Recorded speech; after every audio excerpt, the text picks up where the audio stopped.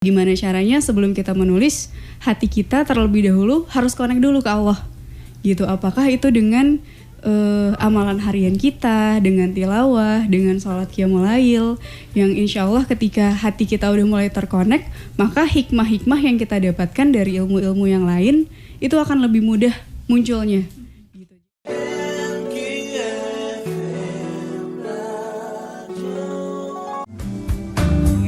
Teh Kodit, kalau kemarin di IG-nya juga sempat posting nih soal recharge. Kita terkadang sering bingung Teh mencari tempat recharge. Recharge tuh pakai apa ya? Kalau HP tuh pakai charger Teh. Nah, kalau Teh Kodit kemarin sampaikan merecharge itu sebenarnya dengan Al-Qur'an ya Teh yang paling tinggi ini Teh. Betul. Pun dalam untuk menelurkan ide-ide kreatif dalam menulis atau bikin konten-konten itu juga kadang kan suka apa ya Teh, bingung gitu. Stuck kayak gitu, nggak ada ide nih, nggak bisa nulis gitu. Kalau Teh Kodit sendiri seperti apa mengatasi hal-hal yang seperti itu?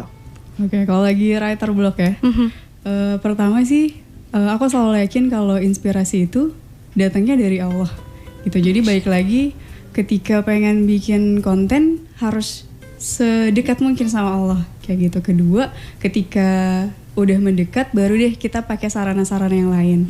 Kalau misalnya lagi writer block biasanya diskusi sama teman-teman atau baca buku atau jalan-jalan kayak gitu. Atau jadi, jalan-jalan ya, naik gunung Teh. Jawabin naik gunung ya. Ini Teh Kodit. Iya kayak gitu. Jadi di sana biasanya baru tuh muncul ide-ide kayak gitu. Dari situ sih. Berarti memang pertama harus dideketin dulu nih yang akan memberi hikmah itu tadi ya Teh ya. Betul. Inspirasinya. Sumber inspirasi, sumber kreativitas itu kan punyanya Allah ya. Jadi kita minta diizinkan. Oh ya biasanya aku kalau lagi stuck, aku biasanya suka lobbying gitu sama Allah. Nah, gimana itu Teh lobbying sama Allahnya? Jadi pertama, jadi kadang kalau aku mau nulis tapi nggak bisa nulis, biasanya itu ada yang salah dari diri aku. Apakah niatnya nggak lurus atau apalah kayak gitu banyak. Atau mungkin malah tujuannya followers dan sebagainya. Biasanya kalau udah mulai melenceng-lenceng tuh nggak keluar tuh yang pengen aku tulis atau pengen bikin video apa. Jadi biasanya aku minta izin dulu ke Allah. Ya Allah, aku mau bikin konten tentang ini. Terus kayak ngomong sama bos gitu, kasih objektifnya. Nanti kalau aku bikin ini, insya Allah semoga nanti banyak orang-orang yang bisa dekat lagi sama Al-Quran. Nanti semoga banyak lagi orang yang terinspirasi jadi pengen berbuat baik dan sebagainya. Biasanya jelasin dulu kira-kira dengan konten ini untungnya buat Allah sama Rasulullah apa. Kayak gitu aku jelasin dulu. Terus nanti biasanya mulai lagi, bismillah pengen coba lagi bikin. Terus biasanya lebih lancar gitu. Masya Allah, berarti memang harus ada rutinitas khusus ataupun ritual dalam tanda kutip nih Teh ya. Sebelum menulis ini tadi mungkin ada tilawahnya dulu ya Teh ya. Atau sepertiga malamnya dulu harus dikencengin nih. Kalau di buku Seni Tinggal di Bumi ini sahabat MG, bahkan Teh Kodit ini menulis bagian awal dari bukunya kayak bagian kata pengantar nih ya Teh ya. Ini ditulis jadi bahkan jam 1.07 dini hari Teh. Ini memang inspirasinya datangnya ketika waktu-waktu itu ya Teh? Enggak juga sih. Enggak juga. Jadi sebenarnya proyek buku ini kan apa ya? Bukan ditulis dalam waktu yang senggang gitu loh.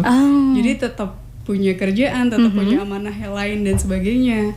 Nah, bisanya ngerjain buku ini ya jam-jam itu tadi kayak ngurangin jam tidur. Jadi aku percaya sih ketika kita selalu mendahulukan kepentingan-kepentingan Allah, maka Allah memudahkan kepentingan-kepentingan kita gitu. Ini kan sebenarnya bukunya proyek pribadi ya. Jadi digeser ke waktu yang tidak mengganggu jam-jam lainnya. Baik. Dan ini kumpulan-kumpulan tulisan dari 67 tulisan ya Teh ya? Iya, dari tahun 2016. Dari tahun 2016. Kemudian ini rilis di tahun 2018 ya. Butuh proses 2 tahun ini, tapi memang diikhtiarkan, diniatkan ingin buat buku atau memang karena kayaknya tulisannya bagus nih. Gimana ini Teh? Sebelumnya nggak ada, sebelum nulis itu sebenarnya nggak ada niatan sama sekali buat dibikin buku.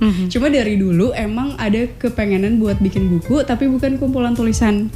Gitu. Dulu tuh aku masih ngarepnya kali aja ada yang ngelirik terus diterbitin jadi sebuah buku dan sebagainya.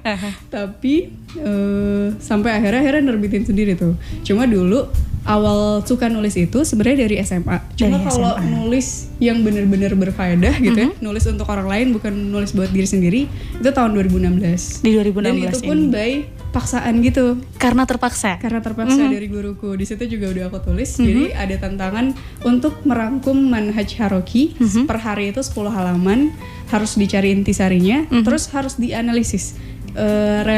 Itu bukan bahasan yang sederhana juga ya Teh ya, bukunya ya. Tapi Masya Allah banget isinya, ternyata wah seru banget ya. Dan tantangannya itu adalah gimana caranya menghubungkan nilai-nilai luar biasa yang ada di manhaj Haroki ke kehidupan saat ini. Karena itu ternyata yang bisa masuk ke ranah millennials. Oh, baik, mengkorelasikan, mengkontekstualisasi ya berarti. Betul. Ini. Jadi salah satu yang aku senengin dari proyek ini adalah ini tuh kayak edukasi sirah nabawiyah ke millennials. Gimana caranya bikin sirah nabawiyah yang selama ini orang tuh ngantuk, orang tuh bosen, jadi bisa happy, jadi bisa seneng dan sebagainya, kayak gitu sih.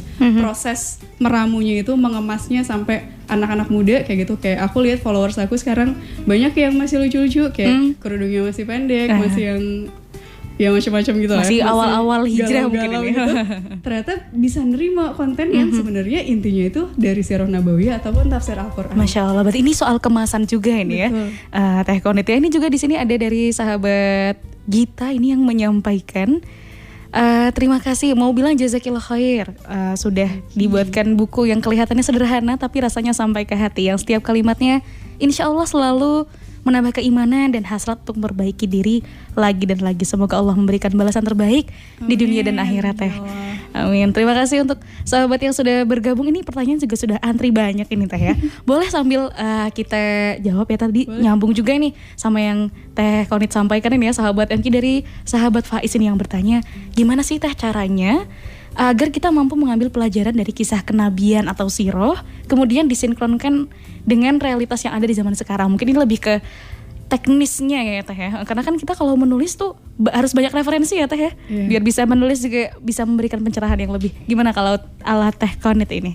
Kalau aku pertama lihat dari masalahnya dulu, kira-kira masalah apa yang ada di zaman sekarang dan bisa di-solve pakai cara-caranya di buku-buku sirah nabawiyah. Dan itu bergaransi. Kayak kenapa? Karena Allah kan pembuat skenario kehidupan terbaik ya. Nah, kehidupannya Rasulullah dan para sahabat yang hari ini dinobatkan sebagai generasi emasnya manusia, generasi terbaiknya manusia, Allah bikin skenario hidupnya itu buat apa? Kan pasti bukan tanpa alasan, untuk jadi teladannya kita ribuan tahun setelahnya. Nah di situ kayak biasanya aku ngambil masalah-masalah yang terjadi sama anak-anak muda di zaman sekarang, terus kira-kira ada nggak masalah yang mirip saat zaman dahulu dan bagaimana Rasulullah menyelesaikannya. Gitu, hal-hal macam baper coba. Sekarang kan anak muda baper-baperan banget tuh. Baperan banget, hanya karena mungkin chatnya belum dibalas Teh. Iya, centang 1, centang 2. Atau centangnya dimatiin ini, read moderate-nya. Nah, gitu. Itu ternyata juga bisa dikaitkan dengan, bisa kayak kalau kita lihat Rasulullah itu orang yang paling boleh baper di dunia ini. Kayak gitu, udah dia awalnya perfect, menyampaikan kebaikan, dihina, dicaci, tapi bisa tetap stabil emosinya. Nah, gimana caranya Rasulullah bisa kayak gitu? Itu yang kita aplikasikan ke hari ini. Masya Allah, berarti kita belajar mengelola emosi ala Rasulullah itu ya. Betul. Yang disampaikan oleh generasi-generasi yang sering baper ini ya Allah. Kita harus sering beristighfar ini sahabat AMG. Mungkin terkadang hanya karena masalah setitik kita tentu tidak seberapa ya dengan masalah Rasulullah ya Teh Konit ya. Betul. Dan itu baru satu tips saja ini ya. Mungkin kalau misalkan mau lebih lanjut lagi, silakan sahabat MK juga bisa berkunjung langsung berbincang dengan Teh Konit insya Allah. Kali ini akan menyapa Anda yang sudah bergabung. Ini boleh kita ada menyapa dari Amikom ini Teh. Tidak jauh-jauh.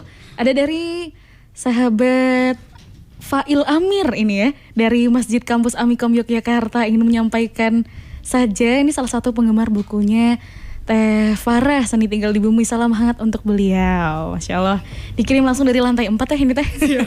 Dari Masjid Universitas Amikom ya. Terima kasih sahabat Fail Amir sudah bergabung ya, dan kali ini akan menyapa Anda yang sudah bergabung juga. Untuk bertanya di kesempatan kali ini ada dari sahabat Duyani. Ini kayaknya followernya Teh Jasmine ini ya, di line. Ini bertanya Teh, kira-kira apa sih yang membuat Teh Jasmine jadi Teh Jasmine yang sekarang? Ada nilai-nilai yang dipegang erat oleh timnya kah, atau justru lebih ke hal-hal teknis lainnya? mungkin dalam merancang konten kreatif ini ya Teh ya. Silahkan Teh. Okay. Kalau Teh Jasmine itu awalnya kenapa dia bisa berdiri? Ini penerapan amanahku. Dulu aku diamanahkan sebagai ketua Kemuslimahan Syamil Unpad, tapi di sisi lain background aku itu sama sekali nggak ada kemuslimahannya gitu. Justru belum pernah di bidang kemuslimahan sebelumnya. Belum. Justru dulu aku boyish banget gitu kan, sering naik gunung kayak gitu lah. Nah tapi di sisi lain background aku itu media banget. Kayak tingkat 1 sampai tingkat 3 aku amanahnya di informasi dan komunikasi. Terus di jurnalistik Vkom Unpad juga. Kayak di sana aku belajar manajemen media, belajar bikin tulisan, belajar bikin video dan sebagainya. Terus ada juga amanah, salah satu amanahku bunyinya tuh kayak gini. Seorang kaput itu harus bisa merangkul seluruh muslimah di Unpad. Kalau mahasiswanya aja ada 40.000, paling gak setengahnya ada 20.000, gimana caranya? Gimana cara merangkul 20.000 mahasiswa gitu ya, muslimah itu ya? Gimana caranya mempertanggungjawabkan amanah ini? Akhirnya aku mikir kayaknya yang paling bisa itu dengan media. Akhirnya dari sana balik lagi ke tadi ke pengemasan, karena ini targetnya itu buat teman-teman yang masih belajar proses berhijrah gitu, ataupun memang yang dia belum tergerak untuk berdakwah, maka pengemasannya pun harus seringan mungkin kayak gitu. Menurutku ini yang salah satu jadi andalannya Teh Jasmine, yaitu tentang pengemasan. Jadi nilai-nilai yang disampaikan tetap sama, nilai-nilai yang ada di Al-Quran sama hadis, tapi tinggal gimana caranya kita menyampaikan pesan itu agar bisa diterima. Biasanya dari bahasanya, dari diksi-diksinya, sebisa mungkin yang dekat banget sama mereka. Kayak dulu ada judul tulisan definisi cowok keren, atau yang biasa disukain cewek-cewek yang lagi hijrah kan biasanya mereka galau-galau gitu ya. Biasanya pendekatannya juga dari situ, kayak merelakan atau mengikhlaskan dan sebagainya, hal yang kayak gitu. Sampai akhirnya sekarang juga mengikuti dengan perkembangan zaman, ada podcastnya juga. Ada podcast juga di Teh Jasmine ini ya. Hal-hal yang kayak gitu. Nah paling sama cara mengikat teman-temannya, biasanya balik lagi ke amalan yaumiyah gitu. Anak-anak Jasmine itu ada mabit bulanan gitu, mabit bulanan. Terus setiap pekan juga dipantau amalan yaumiyah. Waktu itu aku bikin kartu mutabaah buat teman-teman. Nah dari situ sih biasanya kalau yang hal-hal ruhiyahnya lancar, insya Allah amanahnya lebih terjamin. Alhamdulillah, Masya Allah. Berarti kembali lagi semuanya ya Teh ya. Betul. Ini terkait dengan ruhiyah kita seberapa kuat sehingga kita juga bisa memberikan kekuatan untuk orang lain ini Teh ya. Soalnya proyeknya kan bukan proyek yang diikat dengan uang ya. Sukarela Teh ya. Sukarela, diikatnya cuma bisa dengan amanah. Amanah itu bisa dikerjakan dengan orang yang imannya sedang terjaga. Betul sekali. Kalau enggak ya nanti hilang-hilangan ya Teh.